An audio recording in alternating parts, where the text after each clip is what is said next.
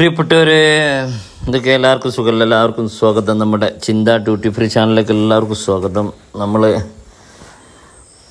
കുറച്ച് മാസങ്ങൾക്ക് മുമ്പൊക്കെ വാഗ്ദാനങ്ങളുടെ പെരുമയ പെയ്തു, ഇപ്പോൾ ഇടമഴ പെയ്തു.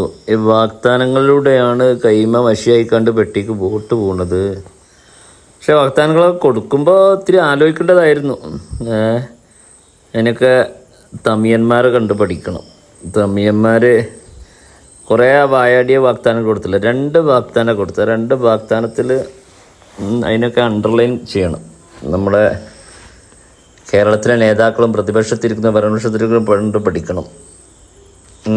രൂപീകൃതമായിട്ടൊരു വർഷം കൊണ്ട് ആ 2 വാഗ്ദാനം എന്താണെന്ന് ശ്രദ്ധിക്കുമ്പോൾ, ഒന്നും അണികളോട് പറഞ്ഞ് തമിയന്മാരോട് പറഞ്ഞത്, തമിയകത്തിൻ്റെ മക്കളോട് പറഞ്ഞ് ഇന്ന് ഞാൻ പറഞ്ഞ നിങ്ങൾ ഞാൻ പറഞ്ഞ് ഞാൻ കേൾക്കുന്നു.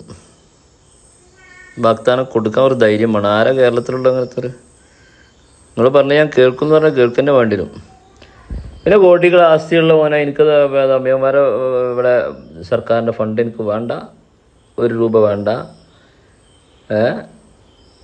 അഴിമതി വീരന്മാർ എൻ്റെ സർക്കാരിലുണ്ടാവില്ല, അങ്ങനത്തെ ഒക്കെ പച്ചക്ക് കാര്യങ്ങൾ വെട്ടി തുറന്ന് പറയാനും വാഗ്ദാനം കൊടുക്കാനും കൊടുക്കുമ്പോൾ നോക്കണം, കൊടുത്ത് അതേപോലെ ചെയ്യുമാണ്. ഇപ്പോൾ ഞാൻ ഈ വോയിസ് പറയാൻ കാരണം, ഇപ്പോൾ കേരളത്തിൽ ഒരു KSRTC സൗജന്യം എന്ന് പറഞ്ഞാൽ അതിൻ്റെയൊക്കെ ഇപ്പോൾ എന്തൊക്കെ കുതൂഹലങ്ങളാണ് ഉണ്ടാവുക. കാരണം അതിപ്പോൾ പിന്നെ സ്ഥായിയായിട്ട് ഇപ്പോൾ അങ്ങനെ KSRTC സൗജന്യം ഒരാഴ്ചയൊക്കെ നടത്തിയാൽ തന്നെ എന്തൊക്കെയാണ് അതിൻ്റെ ഭവിഷ്യത്തുകൾ.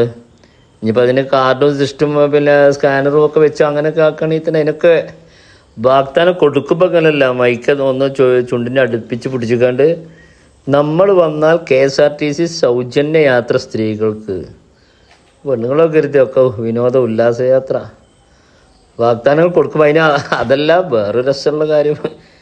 ഇത് വാഗ്ദാനങ്ങൾ കൊടുത്ത ആൾക്കാർ ഇപ്പോൾ കസാലി ഇരിക്കാൻ വേണ്ടി ഇപ്പോൾ പിന്നെ ലുട്ടാപ്പിക്കളി കളിക്കുകയാണ്. അതിലിപ്പോൾ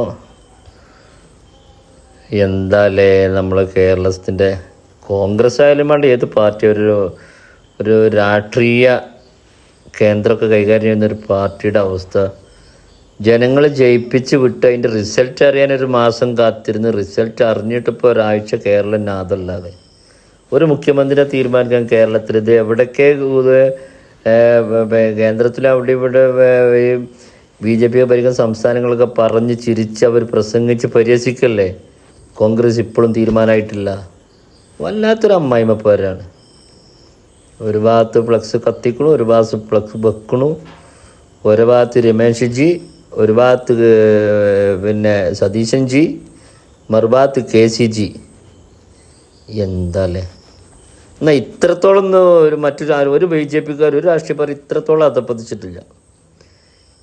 കേരള കോൺഗ്രസ്സിനായാലും ഏത് കോൺഗ്രസ്സിനും ആ വെള്ളക്കുപ്പായ അധികാരവും കസേരയും മാത്രം. അത് മറ്റേ നമ്മളെ വാക്കവി പ്രസംഗത്തിലും സൂചിപ്പിച്ചു. ഇപ്പം അധികാര കസേരല്ല, ഇപ്പം അധികാര ബെഞ്ചും വേണ്ട. അധികാര ബെഞ്ചും പോലെ വാക്കവി, അധികാര ഡെസ്ക് തന്നെ വേണ്ടി വരും. അധികാര ബെഞ്ചിനുള്ള ആളുകളുണ്ട് ഇപ്പോൾ.